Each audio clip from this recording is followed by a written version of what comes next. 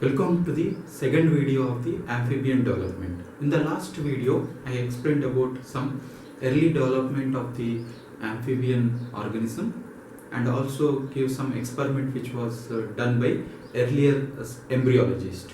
So in this video, I will give you about information about how the developmental process in amphibian occurs at molecular level, and also will try to give all this information regarding the earlier cleavage, gastrulation, and how the gastrulation molecular mechanism has evolved. So as I told you in the last class that I will tell you about the cortical rotation and gray crescent formation. So there are many videos available on the internet about the amphibian development, but I have tried to give all the information which is available on this amphibian development in one single diagram. So this is the attempt for that. So first of all, we will start with the formation of the gray crescent. So it all starts with the entry of the fertilization. During fertilization, the sperm will be entering into the egg. So before the sperm enters into the egg is already specified by as a animal pole and vegetal pole. So this I have discussed already in my last video. And also the yolk rich region is called the vegetal region, vegetal hemisphere region. It also contains many mRNAs, proteins which are secreted by during the oogenesis process. So the initial development will be the first cleavage, which undergoes holoblastic, rotational, displaced cleavage, which bisects the gray crescent. Second, perpendicular to the first cleavage. Third will be equatorial, displaced towards the animal pore, and subsequently you will be getting the blastomeres. This was the concept which we have learned in the last video. So today in this video I will discuss about how the molecular mechanism involved and what makes all the specifications present in the egg to help in the early development. So this is the sperm fertilization starts with the entry of the sperm. The sperm centrioles which are present that enters into the egg. So wherever the sperm nucleus enters, the centrioles will be organizing a microtubules. So these microtubules are important for the process of cortical rotation. So already the cell will be having, the egg will be having animal pole which is having a region which is rich in the cortical granules, and the bottom in the light color means lightly stained cortical granules and darkly stained cortical granules will be present, and by the entry of the sperm nucleus into the egg, the centrioles will be forming the microtubules, and these microtubules will help in the process of cortical rotation. So they will be forming a processes, microtubules will be forming a processes, and these microtubules which are formed, they will rotate the contents which are present in the cytoplasm to 30 degrees. So here to 30 degrees towards the animal pole. So the processes which are microtubules processes which are formed, they will be rotating it to up to 30 degrees, and this rotation is called cortical rotation.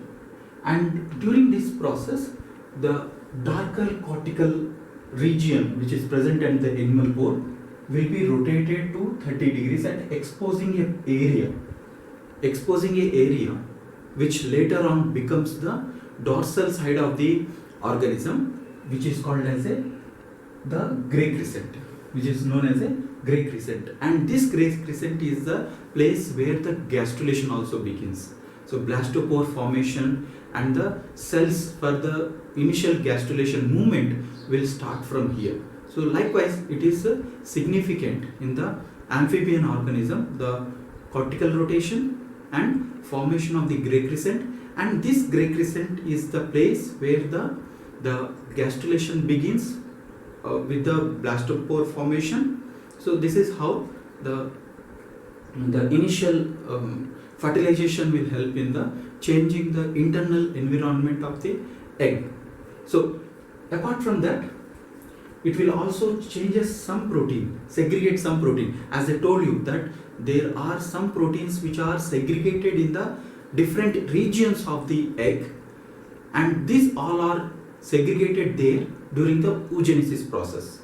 Like one best example of these proteins are beta-catenin. Beta-catenin is present in will be incorporated into the egg during the oogenesis process, and in various different organisms also, animal models also, you will see that the beta-catenin will be playing an important role in the developmental aspects. So here also in the amphibian organism also, beta-catenin is going to play an important role in organization. So these initial microtubules which are forming, these microtubules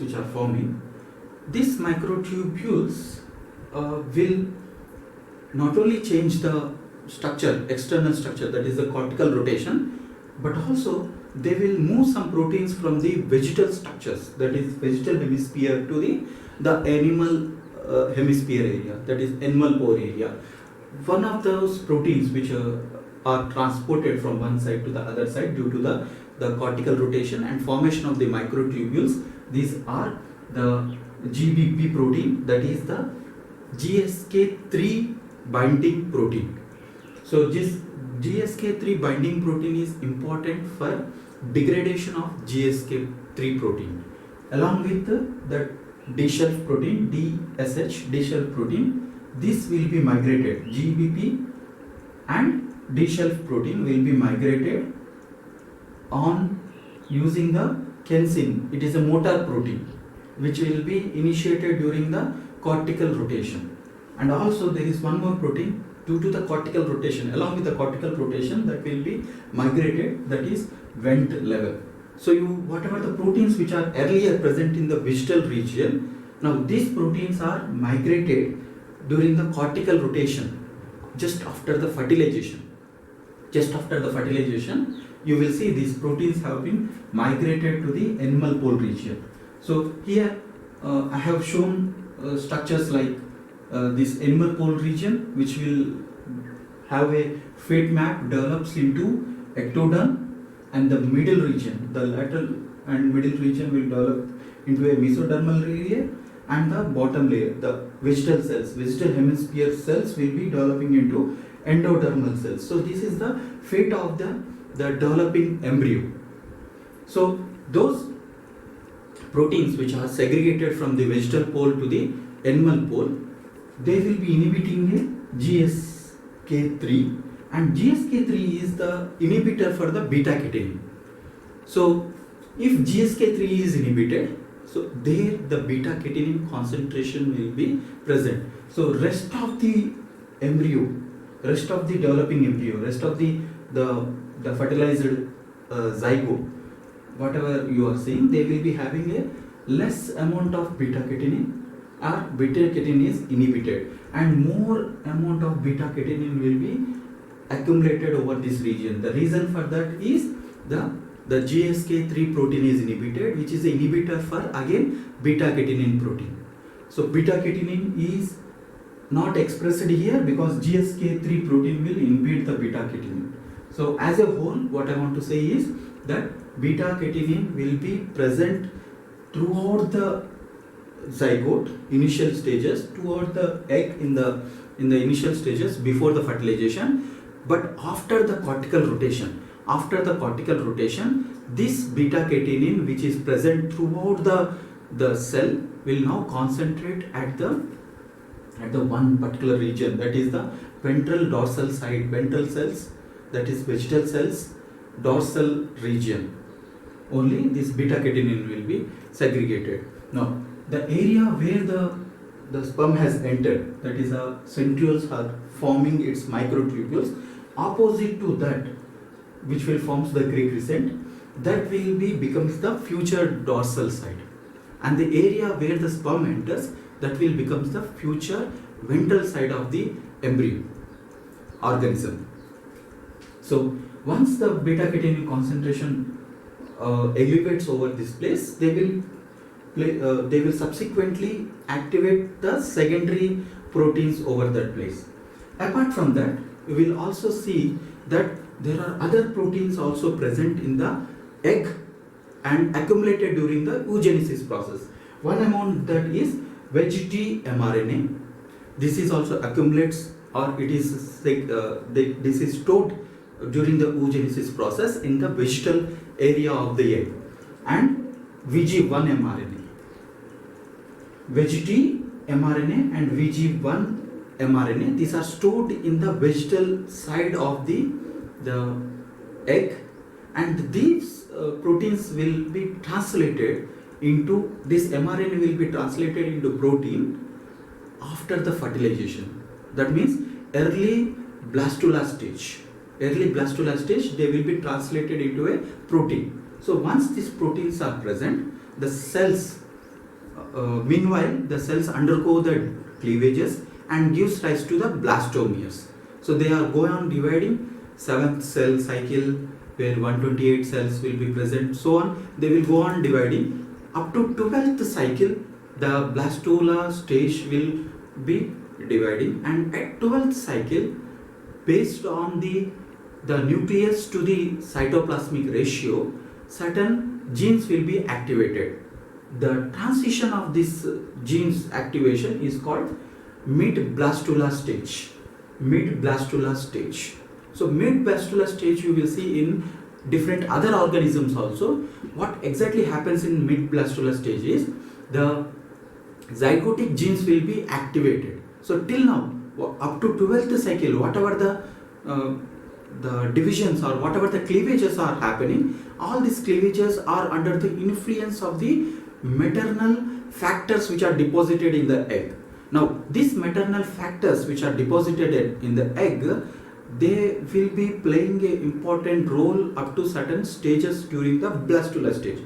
But zygotic genes will not activate all of a sudden, and it varies from organism to organism also. In some organisms, the mid-blastula stage will be earlier, not at the same 12th cell cycle. It may be earlier, and not all the genes also in the zygotic will be activated at the same time. Sequentially, they will be activated. So in mid-blastula stage, the zygotic genes will be activated. They will take over the activity from the maternal genes, and now these zygotic genes will be playing an important role in the next stages, in the mid and late blastula stages. So in mid-blastula stage, at the 12th cycle, the zygotic genes will be activated, and this zygotic genes activation is accompanied with demethylation of its promoters. Demethylation of the promoters of the mid-blastula genes, and due to this the transcriptional activity will be enhanced. Not only the demethylation occurs, methylation is also occurs in the 5' end of the mid-blastula stage genes, and through this the chromatin structures will be loosened, and now this chromatin structure which has loosened are site for the VG and VG1 mRNA proteins, VGT protein and VG1 protein to bind over that and express certain secondary proteins. So one among that protein which is expressed by VGT protein is SOX17. SOX17 is a protein, or this is a paracrine factor which is induces to in the endodermal region to develop these cells into endoderm. So the vegetal cells, they will induce the vegetal cells to develop into the endoderm. So wherever this SOX17 protein is present, those area cells will be developing into a endodermal cells. Apart from that, they will also express certain other genes like TF, TGF beta family proteins, nodal paracrine proteins, which are among that nodal paracrine proteins, and these nodal paracrine proteins are paracrine factors which activates a second set of genes in the mesoderm. So the area which is present just above this endodermal region is mesodermal region. So this nodal paracrine factor, which are also designated as XNR, xenopus nodal related proteins, nodal paracrine factors. These are paracrine factors which are released from the cells of the vegetal cells, and this vegetal area cells will be inducing the cells above them, that is the mesodermal cells, to develop into a mesoderm. So this TGF beta group of family of proteins will induce the cells which are above the vegetal cells to develop into a mesoderm through the secondary proteins like phosphorylated SMAD2, which is expressed in the mesodermal cells, and this will activate mesodermin and XBRA, and this also will activate the VEGT protein. The VEGT protein, which is produced from the VEGT mRNA, which is translated from the VEGT mRNA. This VEGT mRNA came from the maternal organism, means during the oogenesis process, this is present within the egg. Now this VEGT protein is successively producing some proteins which again finally activates the VEGT protein, and this VEGT protein which is activated, this is a zygotic VEGT protein, means this is the protein which is synthesized from the zygotic genes. So it is one of the best example for the positive feedback mechanism. And there is a other protein VG1 mRNA. VG1 mRNA will be translated into VG1 protein, and VG1 protein will activate Dickoff protein, and also this inactivate the Wnt signaling pathway. So Wnt signaling pathway is inhibited by VG1 protein. Apart from that, it also activates along with VEGT the same nodal paracrine factor, xenopus nodal related proteins. So there are three different nodal related proteins are there: XNR1, XNR5, XNR6.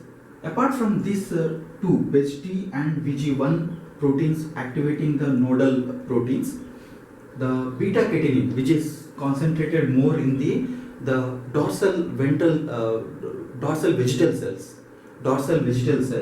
because of the inhibition of the GSK3, this protein also will synergetically help along with this VG1 and VEGT protein for synthesizing this or activating this nodal paracrine factors. So you will see that nodal paracrine factor concentration will be at the ventral side of the vegetal cells, or ventral side. You will see that concentration is less because the factors which are influencing for its activity is VEGT mRNA only. Then as you proceed towards the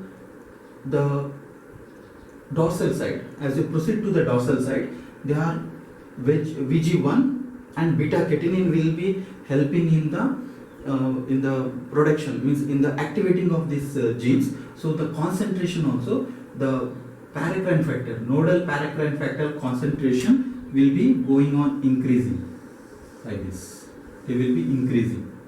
So in the ventral side you will see the less paracrine factor is produced, and in the dorsal side more this nodal paracrine factor will be produced. So this is about how the VEGT proteins and VG1 proteins will help in the activation of the nodal proteins, and these nodal proteins are activates again the cells which are present above the vegetal cells for developing into a mesoderm.